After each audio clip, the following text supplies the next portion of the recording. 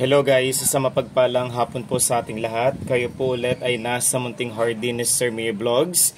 Sumaatin po ang kasaganahan, ang kaswertehan na dulot ng taon na ito. And for today's updates, it's another plant vlog po sa ating lahat. And itong halaman na ito is isa po sa mga halaman na ever favorite ko dahil napakasimple, payak lamang po ng kanyang postura. I'm an avid collector of different varieties, cultivars, types ng Aglonema plants. Ito po yung tinatawag na Aglonema rotundum tiger plant. At pinopagate ko po ito sa pamamagitan po ng stem cutting lamang po. And after how many months of taking care, kailangan po tayo maglaan ng sapat na oras, panahon para po maging matagumpay o maging successful ang ating propagation. And after how many months, ito na po siya. Nakakatuwa po dahil marami na po siyang nagsibulang mga maliliit na babies sa ibabang bahagi ng kanyang mother plant. Hindi na po ako bumili ng planter. Kumbaga yung pinagamitan ko po ng cup noodles na ito ay binutasan ko lamang po sa kanyang pinakababa. Ito po, at nilagyan ko po siya ng lupa at dito ko po pinopagate. Pinaraming aking Aglonema rotundum tiger plant. Since malaki na po siya, iriripat na po natin siya dito sa aking paso na ito. And kailangan po natin ng, of course, yung fast draining and absorbing na lupa, loam soil. Combination po ito ng coco peat, rice hull, vermicast at yung mga puting materyales po, yun po ang tinatawag na pinulbos na eggshells. Kung magluluto po tayo ng mga putahe na may itlog, yung pinagbalatan po or eggshells ay wag nyong itatapon dahil napakayaman po nun sa vitamins, minerals, particularly, more specifically, ng calcium na siyang kinakailangan po ng ating halaman para po maboost sa kanilang potential na pagtangkad, paglago. At may possibility din po, base na rin po sa aking experience, simula po nung ginamitan ko ng organic fertilizer which is yung powderized eggshells, ang aking mga halaman po ay naging maganda ang kanilang katangian. Kumbaga, ma-observe mo na patuloy sila sa pagkakaroon ng maraming magagandang dahon at senyales po na talagang naglaan po tayo ng sapat na oras at panahon dahil makita mo na napamukadkad mo ang halaman na ito. Yes guys, ang ganitong tipo or variety ng Aglonema rotundum tiger po is napapamulaklak. Ito po is meron po siyang reddish to white na kulay ng kanyang pinakabulaklak. So ito guys is ready na po siya. So for repotting, isa rin po sa mga dahilan kung bakit siya patuloy sa pagkakaroon ng maraming supling dahil po inilagay po natin siya mas lalaking maganda at makapagbibigay pa po ito ng maraming panibagong tubo na halaman kapag ilalagay po natin siya sa isang malawak na espasyo. Gustong-gusto na ganitong halaman ng mga Aglonema plants po ng maganda at malawak na lugar po. So ito siya is kung kaya po natin siyang hilahin, gawin po natin. Kung hindi naman po is might as well na maglaan po tayo or maglagay po tayo ng slightly pressure sa pinaka planter natin ito.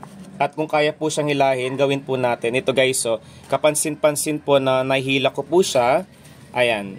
So, ito na po yung aking halaman na rotundum plant.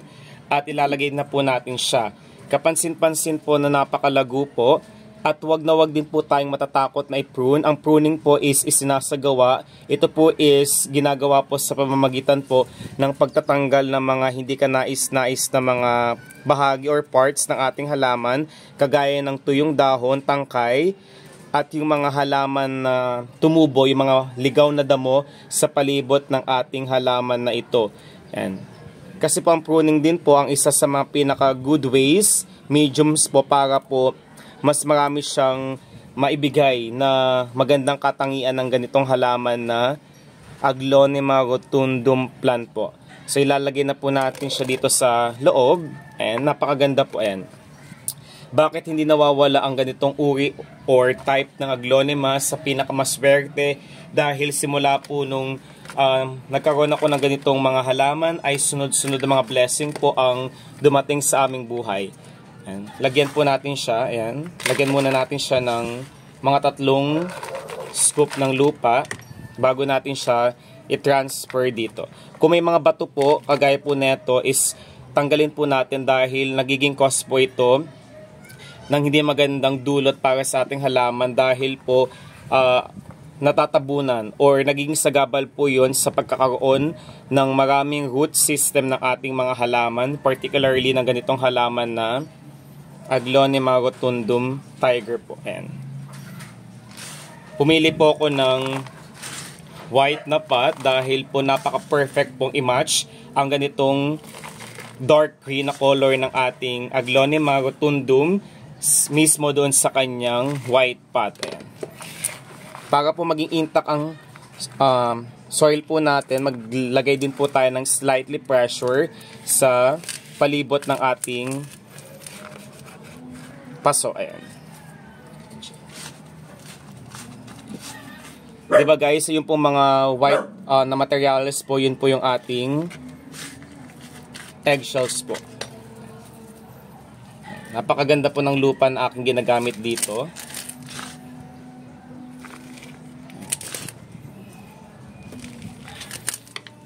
At by the way guys, wag na wag natin siyang ilalagay sa mainit na lugar. Mas gusto na ganitong halaman ang humid or moist na lokasyon or yung pinaka-area ng ating bahay po. Ayan. Napakaganda po, di ba niya? So we're done repotting our aglonema. And focus po natin. Napakaganda po niya talaga, di ba po? At what I really love about this aglonema plant is they are really perfect and responsible para po sa air filtration and purification. Kumbaga, approved and suggested, recommended ng NASA ng ganitong halaman po is perfect pong ilagay sa alinmang lokasyon ng ating bahay, negosyo, workplace, study table dahil sila po is nag-e-emit. Kino-convert po nila ang methane gases, yung mga harmful chemical toxins kagaya ng formaldehyde, benzene, trichloroethylene, toluene, yung mga toxins na siyang present sa hangin ay kanya kino-convert sa isang napakalinis na oxygen na siyang kailangan po natin para sa ating malusog na pangangatawan. Napakaganda po, particularly na kanyang patterned leaves at napakaswerte sa ating mga plant enthusiasts at aglonema lovers dahil na yun po, pwede po natin siyang gawing house plant kahit na indoor or outdoor pa man yan. And also, ang ganitong halaman is suitable for darker rooms. They can tolerate yung darker rooms dahil gustong-gusto po nila ang part na kung saan merong dim to dark light ng ating bahay po. Kumbaga, ang aglonema po is also known as Chinese evergreen at ang plant genus po is meron po siya for around 22 species and several hundreds varieties ng ganitong color patterned evergreen perennial plant. Native po siya sa Southeast Asia and belong po siya sa arum family Ariaceae. Then also ang ganitong halaman din po is napakaganda dahil sa kanyang pusong hugis ng kanyang dahon dahil ito po ang nagmimimik ng fire element.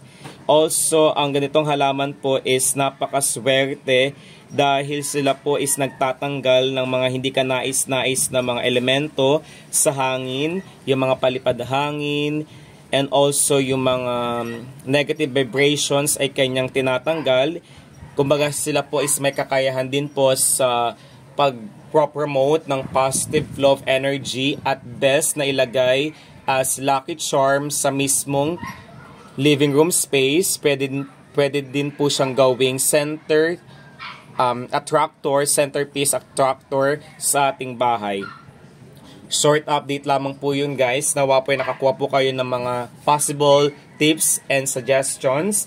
At bago po ang lahat, ang pagdidilig po para sa halaman na ito is done every 5 to 7 days. Wag na wag po wag na wag niyo po siyang didiligan ng sobra dahil prone po iyon sa water stagnant na siyang may possible cause ng mabilisang pagkabulok ng lupa. Mabilisang pagkabulok ng ugat na siyang present po sa lupa.